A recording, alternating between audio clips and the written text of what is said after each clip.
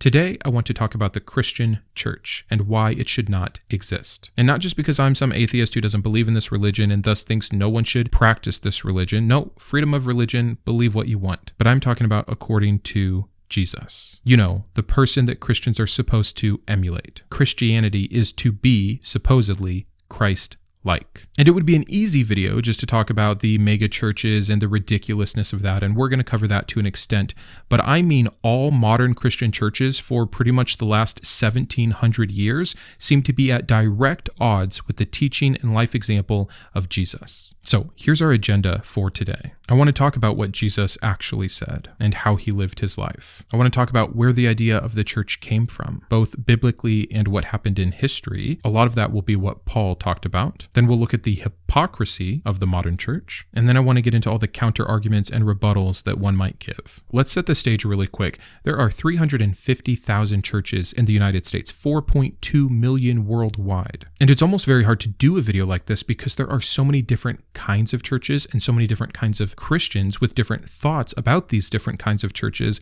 that no matter what I say, there will be a Christian in the comment who thinks differently and says, well, actually, for me, it's this. Great. Once again, when you and all of the people who believe what you believe can get on the same page, I'll be happy to address that specific issue. But until then, we're going to major in the majors. 350,000 Christian churches in the United States with 350 million people in this country means that roughly 1,000 people per church in this country. But not everyone in this country is Christian. Only 67% are. That brings the number down to 640 people per church. But then you remember that only 20% of people go to church on a weekly basis, which brings that number down to 179 churchgoers per one church in this country. And by the way, these numbers are changing fast and they are going down because people are losing their faith. Now, there is an upward trend in house churches. So before I lay out this critique against the church, I just want to say that I know there are even Christians that agree with me that the church, the building, the way that it's been done for so long is not what Jesus had in mind. So let's start with our first major point on what Jesus said and how he lived versus the concept of the modern Christian church. We'll start simple here. In Luke 12:33, Jesus says, "Sell your possessions and give to the poor. Provide purses for yourselves that will not wear out, a treasure in heaven that will never fail, where no thief comes near and no moth destroys." Jesus calls his followers to relinquish material wealth. He emphasizes a heavenly reward over earthly possessions. This verse suggests individual sacrifice. It also challenges the accumulation of wealth, which it seems like modern churches prioritize through funding, endowments, and even property ownership. This seems to be at direct odds to me. And it's going to be very hard for me not to start countering all of the objections now. Stick around to the end, because I can feel them. In Matthew 19:21, when talking to the rich young ruler, Jesus says, "If you want to be perfect, go. Sell your possessions and give to the poor, and you will have treasures in heaven. Then come follow me." Jesus makes it very clear, and you can take this as a one-off or, well, he was addressing this particular man whose heart was that of greed, and so the charge he gives to this man is different than the charge he gives in general,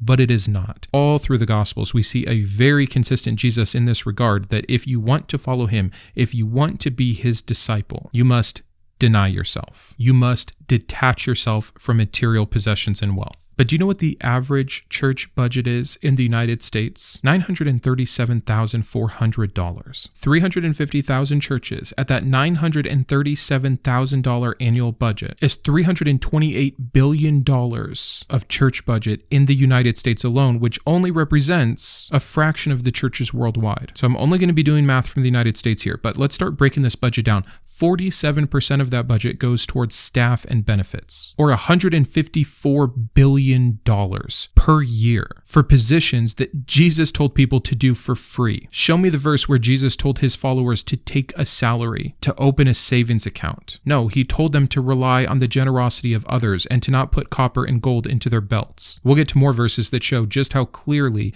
Jesus did not expect this to become a business. And the running theme through all of this should be for you to be thinking, what could Christians be better doing with $154 billion per year other than paying people to be on staff? If religion is actually taking care of the poor or the widowed, what could this look like instead? And how great would that make Christianity? But Brandon, churches do charity. We're getting to it. The mortgage itself, on average, is 7% of this budget. $23 billion for a place. You think think the practices of the majority of Christian churches today aren't the exact kind of conditions where Jesus would be overturning tables, making a whip from cords to drive the moneylenders out? Most churches of a decent size have a church gift shop where you can go spend $60 on a Bible with an extra $20 to get your Bible cover engraved. Another $10 for a fun Christian bookmark. Pick up a pack of highlighters for another $10 and bam, you have a $100 sale in the church for the Word of God. The utilities alone are another 7% or $23 billion. And if you have something that big and that nice, guess what else you're paying? Maintenance, landscaping, cleaning, that's another 5% or $16 billion.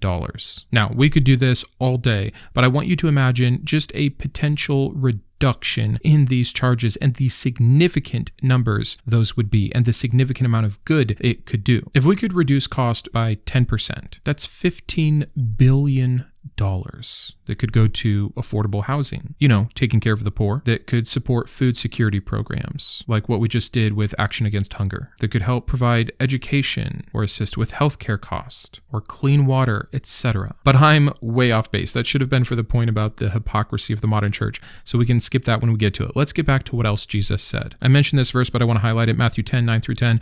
Do not get any gold or silver or copper to take with you in your belts, no bag for the journey or extra shirt or sandals or a staff, for the worker is worth his keep. This ethos underscores simplicity and mobility and humility. This isn't about permanence or self-sufficiency. That is simply a rejection of the idea of accumulating long-term resources, period. And that's what the modern Christian physical church is. In Matthew 6:19 through 21, we get, do not store up for yourselves treasures on earth where moths and vermin destroy and where thieves break in and steal, for where your treasure is, there your heart will be also. More warnings about the dangers of material wealth and the spiritual pitfalls that it can create. Furthermore, Luke 16:13, no one can serve two masters. Either you will hate the one and love the other, or you will be devoted to the one and despise the other. You cannot serve both God and money. $154 billion annually sounds to me like they are serving money over God. And again, it's not just in what he said, it's in how he lived. Jesus and his followers lived a nomadic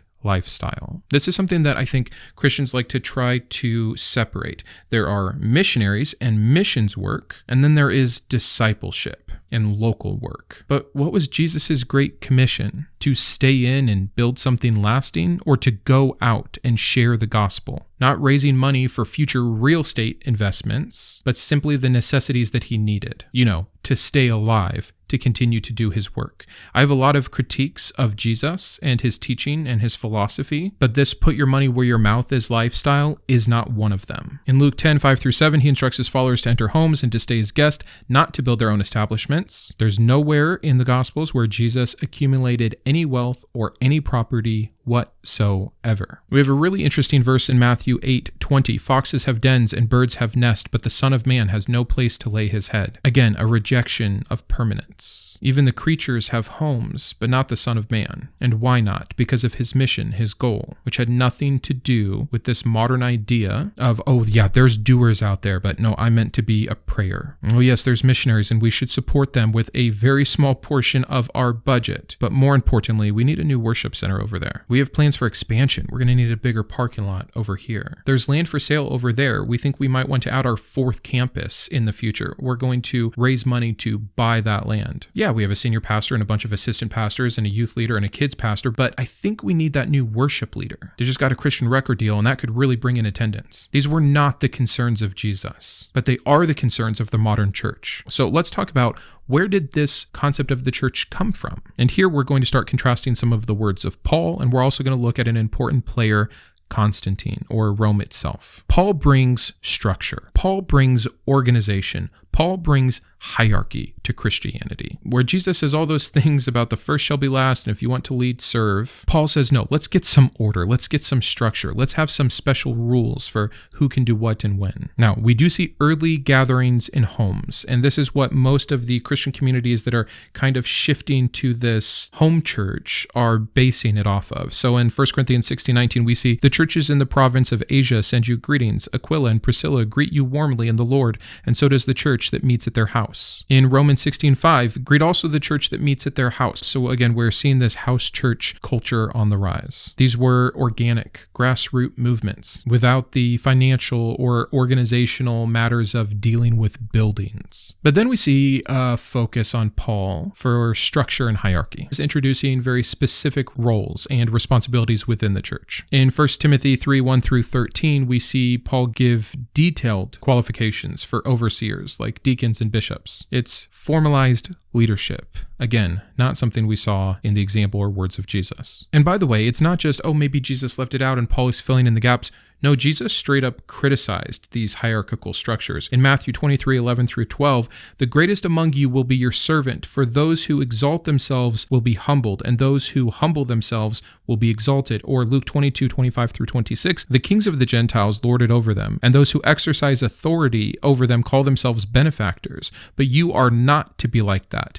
Instead, the greatest among you should be like the youngest, and the one who rules like the one who serves. But that's not what we see in the Christian church. Not even in what Paul was setting up. And yes, senior pastors can talk about how they are serving their congregation, but are they not taking tithes and offerings from congregation, many of whom are living paycheck to paycheck, while they take in six-figure salaries? That doesn't sound to me like servant leadership. Now, some of the reason for the early meeting of Christians in the way that they were is the persecution that they were under. Meeting in secret. We see this, we have evidence of this, like in the Roman catacombs. And even though it was a response to a negative situation, it still reinforced this egalitarian or communal aspect that Jesus had laid out. Until Constantine. In 313, we get the Edict of Milan, where Constantine legalizes Christianity and brings it into the public sphere. Shortly after that, we get the Council of Nicaea. That's in 325, and that marks the beginning of formalized, unified Christian doctrine and hierarchy. Then we get the funding efforts from the Romans at this time to start building the basilicas. We know these examples. We have the Church of the Holy Sepulchre in Jerusalem, or Old St. Peter's Basilica in Rome. And bam, we have a shift. It is no longer about the house church. We now have these grand edifices that signify a new kind of Christianity, one that seems to me to be in direct opposition with the teachings and life of Jesus. From there, it's pretty much just a matter of record. You can see Christianity become more intertwined with the state, at that time again, the Roman state. So it's gaining political power, and thus you see the church adopt similar hierarchical structures from the state into their organizations. Titles like bishop and archbishop and pope. And maybe this should have been its own category, but now we kind of move into the theological justifications for the church, because this would have still been a conversation even at that time. And by the way, I'm giving you like a super high level. There's obviously so much more detail you could go into the history of the church. We are hitting a few of the top moments here, from Jesus to Paul to persecution to Rome, and now again, the justification. Some Christians simply argue that the church is the new temple. They'll state verses like 1 Corinthians 3:16-17, don't you know that you yourselves are God's temple, and that God's Spirit dwells in your midst? However, that verse suggests that people are the church, which, by the way, almost anytime I've criticized something in the church that is going on, Christians in the comments will just be like, well, the church is really supposed to be the people. Agreed, fine. But not what is happening. Before you come and attack me for me calling out the obvious, maybe you should go talk to these 350,000 churches that exist in this country alone that are more aligned to the problem than I am. They'll try to justify it with the concept of sacred spaces. And yeah, we see the idea of consecrated ground in the Old Testament. Again, how funny. Christians just will drum up whatever they can and need from the Old Testament when it's convenient. But as soon as I say something they don't like, they say, oh, New Covenant, New Testament. Well, that New Covenant is because of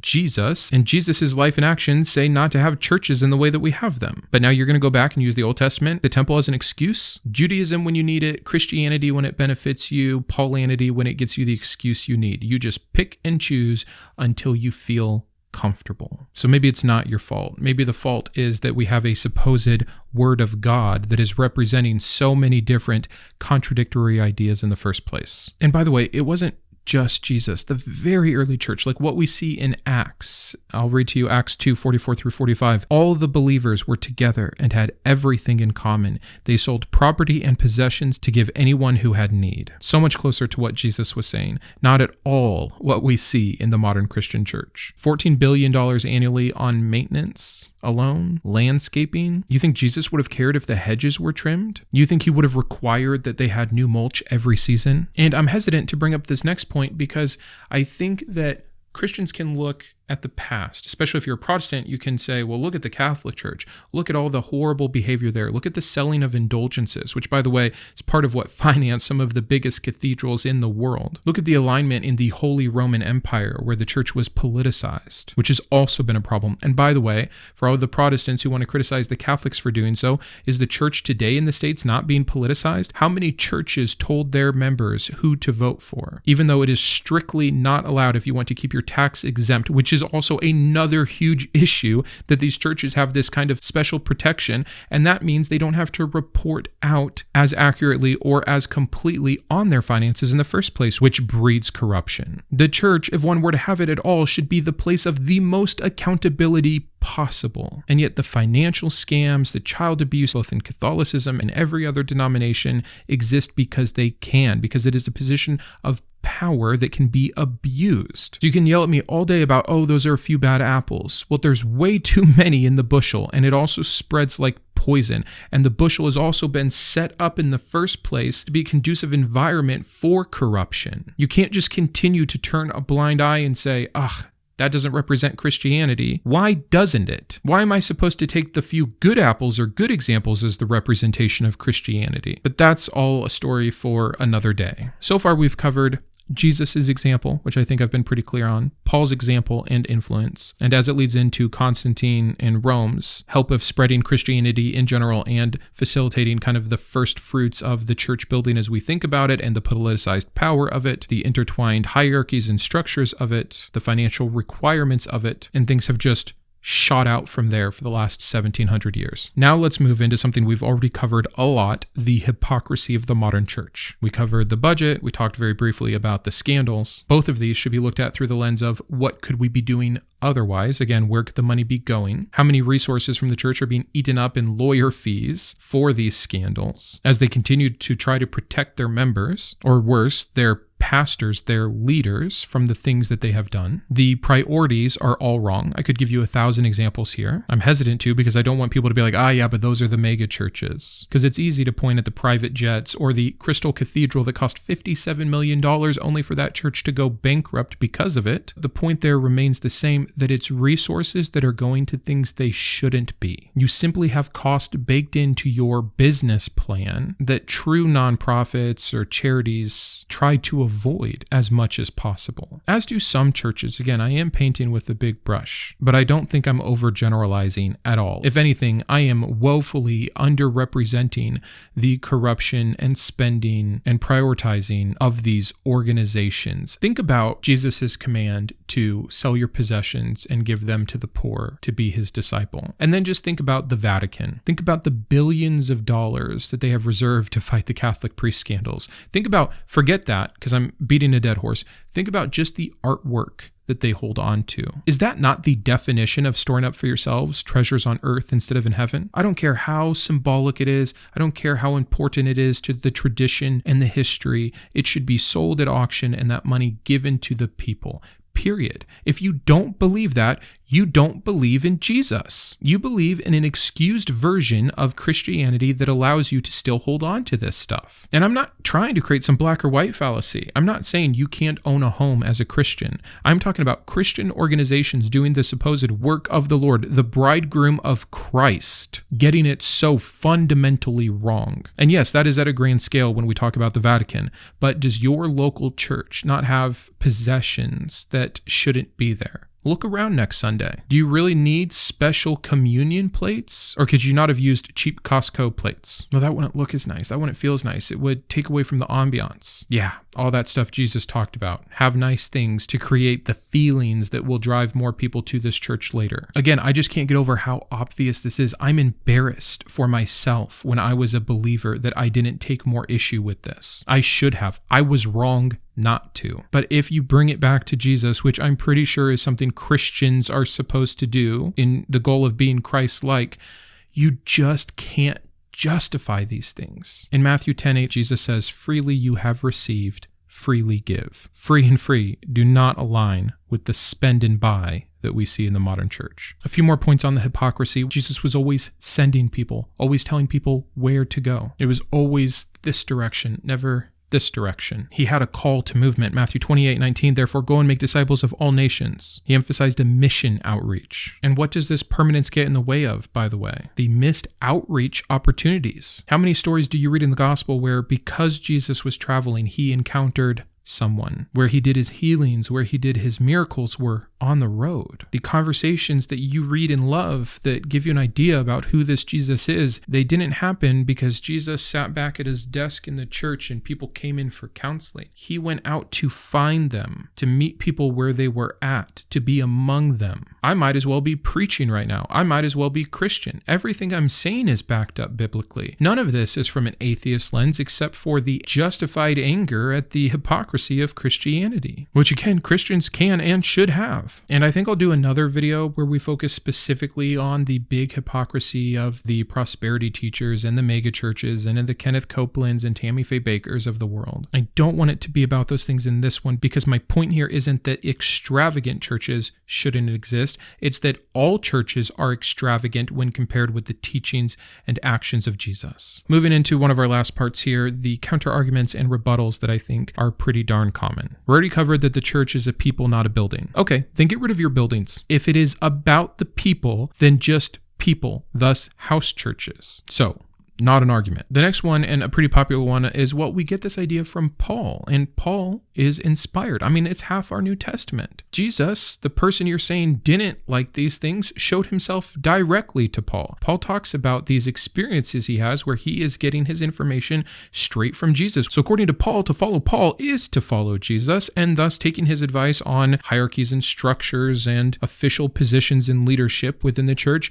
align with Jesus. Bring this into like real life for a second. You have a big brother and you have a dad. And your dad, a perfect man, has told you how to do something. He has showed you how to do something. You can see it reflected in his life. He has lived it out. He is not a hypocrite. He has criticized certain ways of doing it and endorsed other ways of doing it. Then your dad dies. And your goal, because you were so impressed and you love your dad so much, is to be as much like your dad as possible. And so you go about doing the same work that he did, but then your big brother comes along and he says, "You know, I know Dad a lot better than you. In fact, Dad still talks to me. No, you can't see him, and no, you can't be there when I talk to him, but here's some new ideas about this thing that you're doing. It should be done like this." In what world would it make sense to rely on this big brother to drop the example that your dad had given you and the teachings and words that you still have recorded about how to do these things and just follow your brother instead and say, yeah, no, by following my brother, I'm following my dad. Just follow your dad. Cut out the middleman. Yeah, but Dad never spoke specifically about some of these things. But my big brother does. And again, he had such a good relationship with my dad. So, I mean, I'll just go with that because there's more there. It sounds like a faith issue. It sounds like a trust issue. It sounds like a convenience issue. It sounds like a whole lot of things other than the one thing that supposedly this is all about: following your dad, following Jesus, living like him, doing as he did, following what he says. It is not my fault that Jesus' teachings and Paul's teachings are often at odds with each other. Do they cover the same ground sometimes? Absolutely. Is the church one of them? Nope. If Jesus sends disciples out as equals 2 by 2 to rely on the resources of generous others, aka having to trust in God, lacking certain things, with no permanence and no hierarchy and no structure, then why follow Paul's advice advocating for overseers and titles? So I guess my first question for Christians is, do you see that Jesus and Paul conflict here? And if so, who do you think you should follow? The answer 100% from 100% of Christians should be Jesus. And yet, it's just not what we see when you try to use Paul as an excuse for why we have the church we have instead of the one Jesus described. Also, we can look at the context of what Paul was working with: a fledgling, persecuted, new religion. How he did things uniquely at that time and place seems to be an argument a lot for when we talk about the bad things that Paul said, like how women aren't allowed to be in leadership within these churches that he's giving structure to. They say, oh, well, that was Paul. He was talking to one specific church. You know, there was issues going on in that church at the time that he had to address. Oh,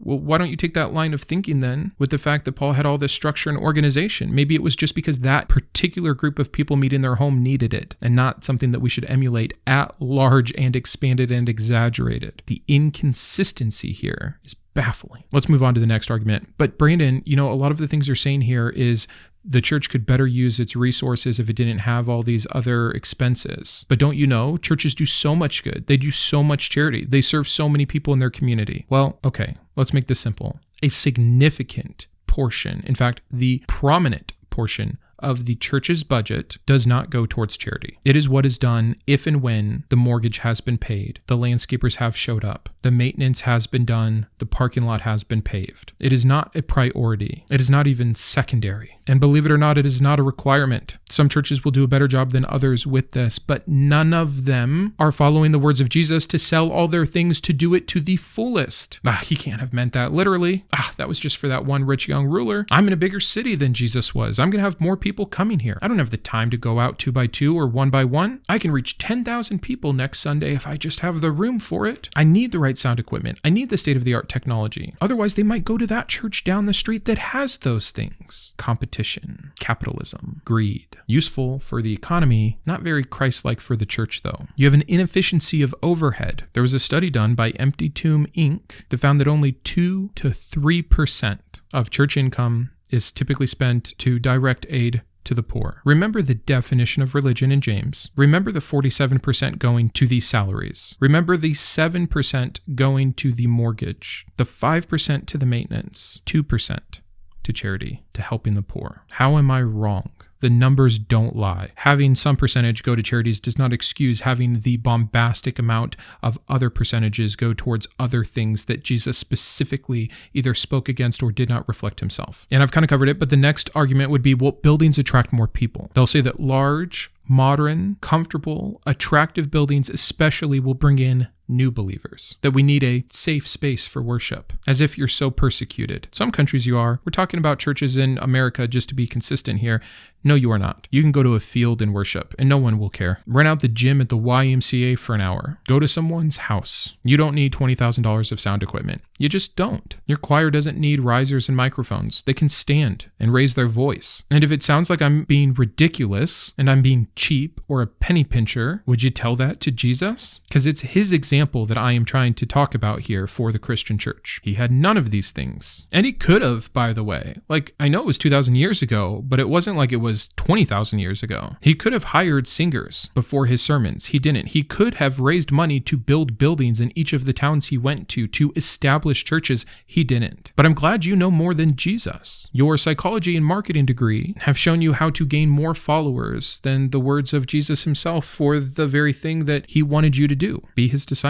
Share his good news. You should update him on everything you've learned. Some Christians find that argument ridiculous. No, you know what? Buildings don't attract more people. That's not how Jesus did it. We don't need to do that. But they'll argue that they need the sacred space. They need a dedicated place to come and pray, to worship, to be open. But most churches don't do that. They don't just let anyone come in at any hour. They close down. They lock down. They pay for security, by the way. Sounds a lot like storing your treasures on earth. And again, Jesus didn't require this. He taught and worshiped in public spaces all the time. It's all that he did. But I'll leave you with the words of Jesus. When he drove out the moneylenders, he said, "You are making my house a den of thieves." And in my opinion, from examining his words on the matter and looking at the data, the facts, the research, and the studies on the modern Christian church, I see no other conclusion than these churches are a den of thieves. These churches are the very places that if Jesus were here today, he would walk in disgust. Your tables that are selling the books of the traveling guest speaker that you just had, you would knock them over. Your coffee bar, he would destroy. I think it would break his heart to see the literal smoke show and light show and performance of the worship